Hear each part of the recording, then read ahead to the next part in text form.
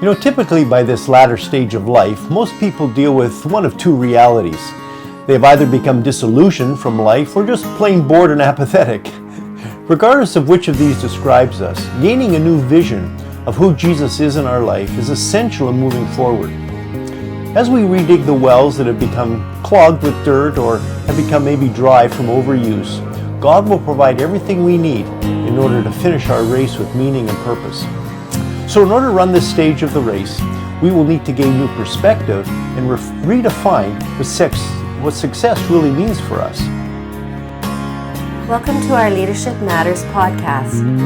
Phil has had the privilege of mentoring leaders and coaching ministry teams around the world for several decades, and he's really looking forward to sharing with you some of the principles that others have found helpful over the years.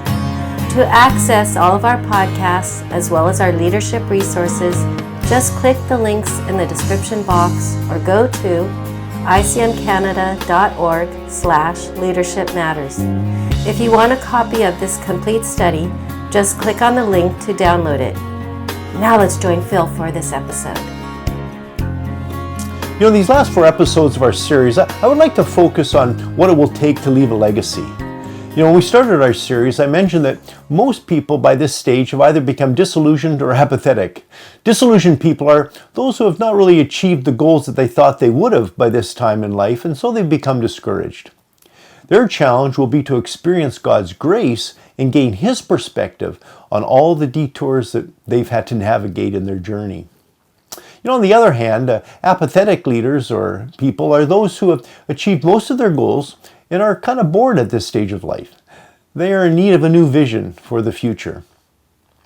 But regardless of which of these describes us, gaining a new vision of who Jesus is in our life is essential in moving forward. As we redig the wells that have become clogged with dirt or have become dry from overuse, God will provide everything we need in order to finish our race with purpose. In this episode, we wanted to discuss the need for a new perspective. We will identify who our real source is and wrap up by looking at why it is so important to redefine what success really looks like for us. To begin with, let me draw an analogy from the Old Testament. After being in captivity in Persia for many decades, the Jewish exiles began returning to Jerusalem, and the first thing they did was to rebuild the temple. Once the foundation was laid, the young Levites broke into praise. After all, these years in captivity with been years really, without no temple when they were in captivity, it was a pretty exciting day. But in Ezra 3:12, we see another group who had quite a different perspective. It says, many of the older priests and Levites and family heads who had seen the former temple wept aloud when they saw the foundation and this temple being laid, while many others shouted for joy. In verse 13, Ezra writes that the sounds of joy and weeping could not be distinguished from the others. It was just sheer bedlam. This narration of mixed responses is a story of differing perspectives. I think this illustrates what happens even today. Depending upon our expectations, our perspective of the same events can be quite different. Having less experience, youth tend to view the way things are as the way they've always been. However, the older Levites had both the advantage and disadvantage of history. You see, they had seen the temple in all its former glory. And so they looked at these very unimpressive foundations and could only remember how great things once were. One of the pitfalls of aging is that we have personal knowledge and a history of what God has done in the past, and so we naturally view the present through that filter. The fact is that we can all have different responses to the same events. Our reaction is usually influenced by the way our lives have gone in contrast to the expectations we may have had for our lives. Now, the downside of experience is that we can view current events in our lives with sadness as we compare them with the way things were or could have turned out. See, our current situation can also fill us with fear as we view our losses compared with our past successes. Or perhaps we're filled with grief as we realize we no longer have as much control over our lives. Grief can also be caused by the combined effect of past trauma and the current changes facing us.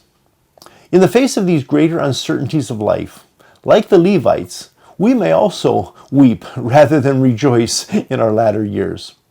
And this usually happens if our assumption is that our current situation will be how our story will play out, or is the final say on God's will for our lives. This will likely cause us to experience sadness and sorrow. And like the Levites of old, we will only be able to weep as we focus on the changes in our lives from which we really have no control over. Despair will be the result of thinking only the glories of the past, only thinking of those glories in the past and the good old days in the realities of our present situation. Yet in spite of all of this, like me, I'm sure your prayer echoes that of David. Do not cast me away when I'm old, he said. Do not forsake me when my strength is gone. God had promised that the glory of the latter temple would be even greater than the former. Of course, we know that he was referring to the coming of the Messiah, ultimately, which was a revelation beyond what the returning exiles could even imagine at the time. Yet the same is true for us today. He desires to give us a new perspective on this season of life. He makes a promise that we also may find hard to believe. He says, even to your old age and gray hairs, I am He. I am He who will sustain you. I have made you and I will carry you. I will sustain you and I will rescue you. As we see throughout Scripture, He promises that our latter days can be even greater than those heady, exciting days of youth. So in order to not be remorseful and grief-stricken, like those older exiles, we need to see the new things that God still wants to do in our lives. This will require a bit of a change in our perspective for sure. But how about you at this point? What perspective do you have on your life and your future? What gives you grief? What do you weep over? What steps can you take to change your perspective? To view or listen to any of Phil's other podcast series, visit icm.org/Leadership Matters. His Mentoring Intelligence series discusses issues of servant leadership and how to leave a legacy by investing in others. Other series include a study of how to develop and manage multicultural teams, a series to strengthen your marriage, the first team, as well as a discussion of how to implement the equipping gifts in a local church.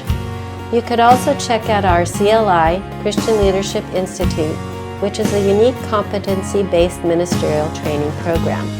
To download any of our resources associated with these series, visit our library of materials at icm.org/resources.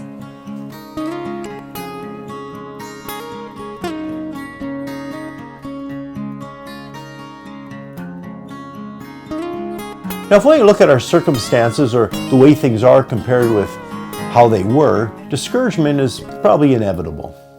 Instead, though, we need to shift our focus to who our real source is.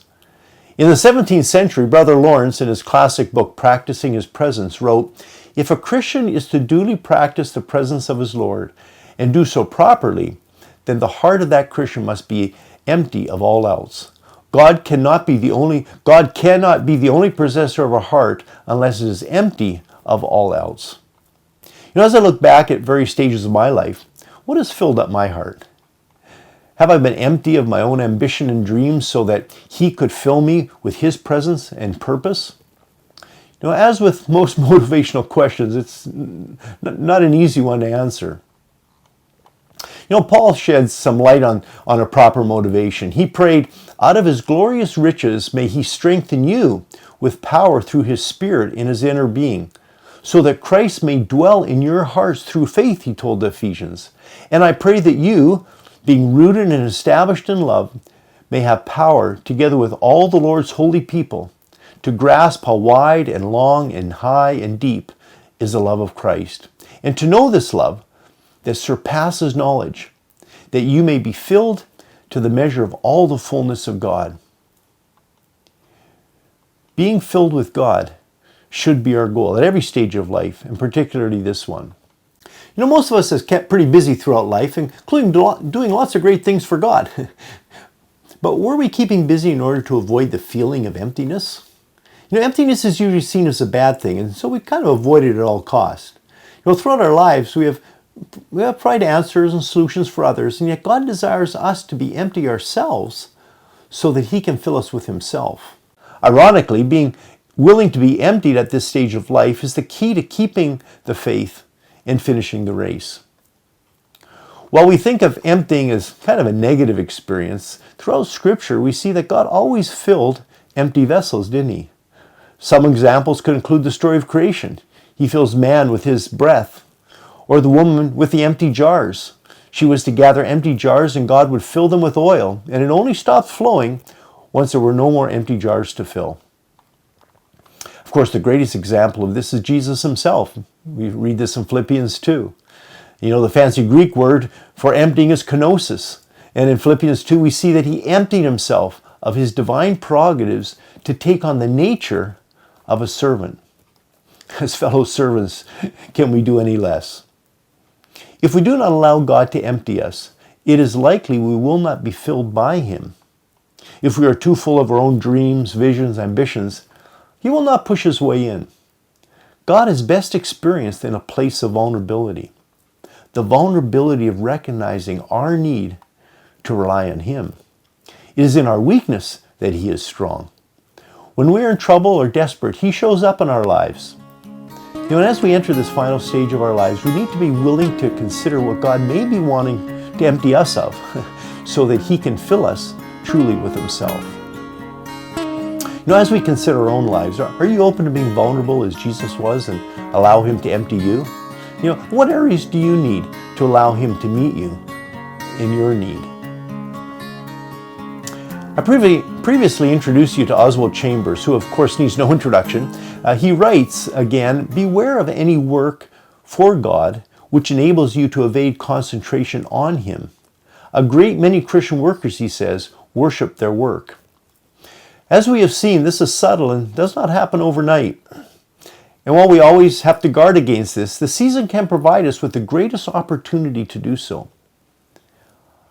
How we have defined success in our lives will determine what our priorities and goals will be in this final phase of our life. You know, early in our life and ministry, success may have meant, a bigger ministry, a prestigious career, or a large bank account. However, as we age, we come to realize that these are not necessarily a definition of success. Success in the final stages of our life has more to do with being engaged in doing something significant. Ultimately, significance is more important than success. So living a life of significance has more to do with investing in others, mentoring and coaching people, rather than building our own kingdom. So this requires switching our focus from doing just more activities to doing the right activities. Instead of gaining meaning in life by just doing more, we can learn to be content by focusing on what really matters. For some, this is a huge shift and requires a change of values and time priorities. Paul reminds us to make it our ambition to lead a quiet life. He says you should mind your own business and work with your hands, just as we told you. One of the characteristics of youth is being in a rush to reach our goals. Solomon writes, better one handful with tranquility than two handfuls with toil and chasing after the wind. I remember in my 20s, I was like a wound up elastic band, ready to be launched to the mission field, ready to make my mark on the world and do great things for God. Well, I had felt a call to missions from a child, and which was then confirmed as a teenager. In my 20s, it seemed like life was conspiring against this ever happening. How was I going to reach the whole world if I didn't get started really quick, I thought. Meanwhile, God was more concerned with making me into the kind of person that would make the right kind of impact. And so He delayed my launch until He had taught me some tough lessons. Maybe you can relate to that from your own life. But as we age, we tend to learn to be a bit more patient. Hopefully. We eventually realize that the race of life is a marathon, it's not a sprint. And we have the opportunity in this season to focus on the Lord's plans and His schedule rather than our plans and schedule.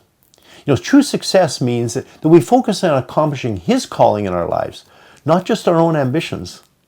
It's about spending our last years building His kingdom and not our kingdom. This will definitely be tested during our last phase of life. Will we choose success according to the world's standards? Or will we have the courage to focus on the less spectacular task of leaving behind something of significance in the lives of others. So as you wrap up this episode, let's consider the following. What is your idea of success? How has this changed over the years? As you look to the future, what steps do you want to take in order to live a life of significance? In this last section of our series, we are considering what it will take to leave a legacy. As we've been discussing in this episode, our perspective is crucial. How do we view where we are at in relation to where we have been? Then I suggested that unless we are empty enough, God cannot fill us moving forward. While this is true during every season of life, it is really important as the runway gets shorter and shorter. Finally, we have seen that to finish our race, we will likely have to redefine what success really is, switching from our ambitions to focusing on doing something of significance. So in our next episode, we're going to discuss some questions that address our motivations and how we can then use these to move forward during the last third of our productive lives. As always, I hope you'll be able to join me again. Thank you for listening to Leadership Matters. If this has been helpful, please remember to like, subscribe, and share us.